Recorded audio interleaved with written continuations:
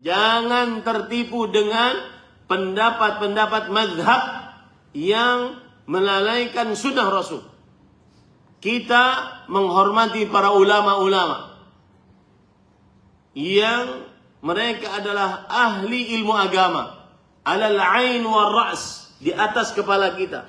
Tetapi sunnah Rasul sallallahu alaihi wasallam lebih kita cintai. Lebih kita cintai.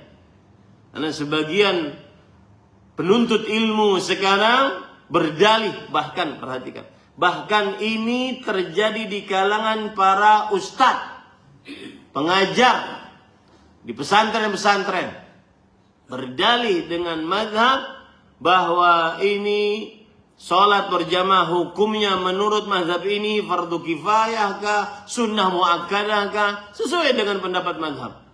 Akhirnya beberapa langkah masjid, tetapi dia sholat di kantornya, tidak ke masjid.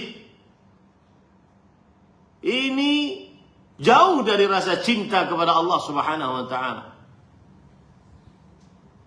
Dan saya kemarin dengar ceramahnya Syekh Al-Alama Abdul Karim Al-Khudair rahimahullah.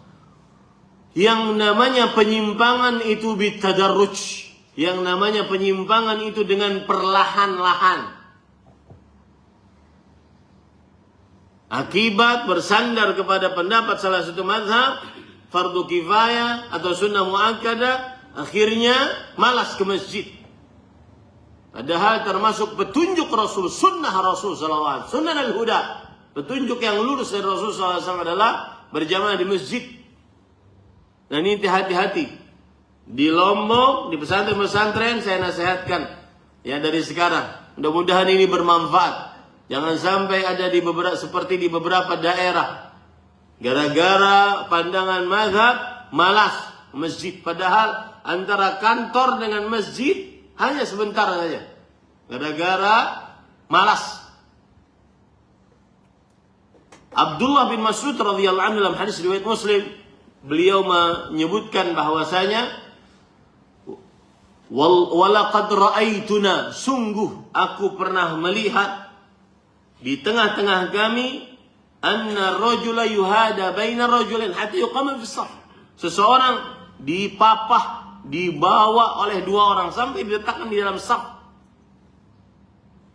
Kemudian Abdullah bin Mas'ud radhiyallahu anhu juga mengatakan, wallahi saya di mana-mana saya sebutkan ini, mudah-mudahan saya bertemu baik di dalam mimpi ataupun di akhirat kelak bertemu dengan sahabat Abdullah bin Mas'ud radhiyallahu anhu. Orang yang baca sejarah Abdullah bin Mas'ud radhiyallahu anhu akan sangat terpesona dan takjub dengan sejarahnya.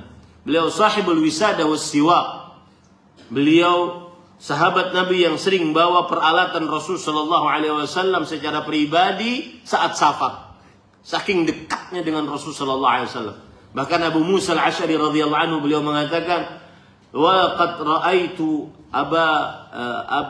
Ibn Mas'ud radhiyallahu anhu, ma ra'aitu Ibn Mas'ud radhiyallahu anhu illa min ahli." Aku tidak menganggap Abdullah bin Mas'ud radhiyallahu anhu kecuali beliau termasuk dari keluarga Rasul sallallahu alaihi wasallam. Saking seringnya masuk keluar rumah Rasul sallallahu alaihi wasallam.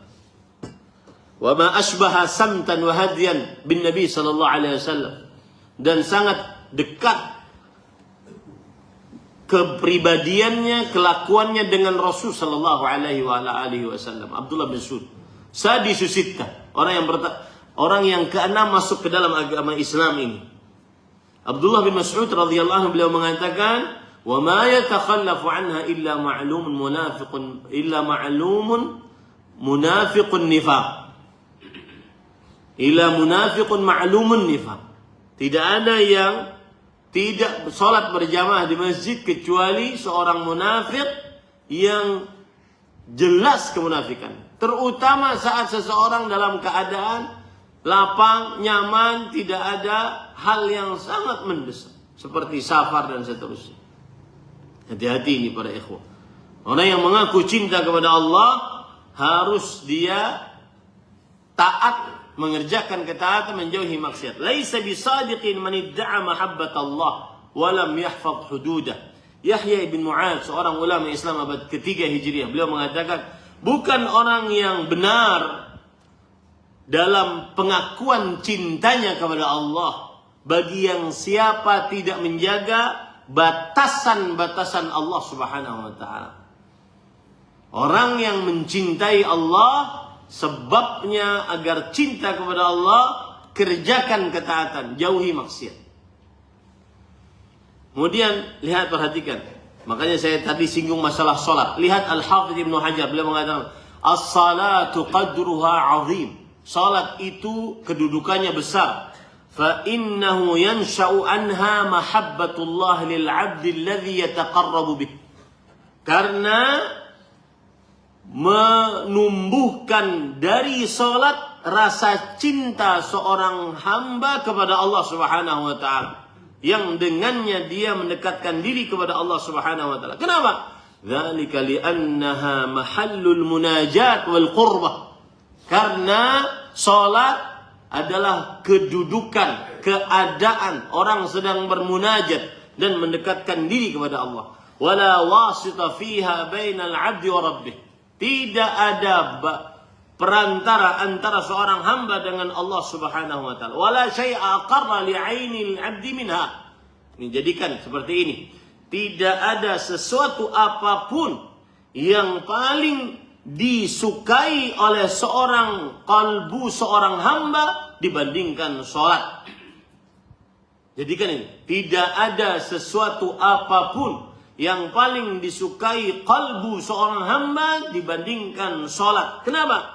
Karena dia adalah qurratu ainil muhibb.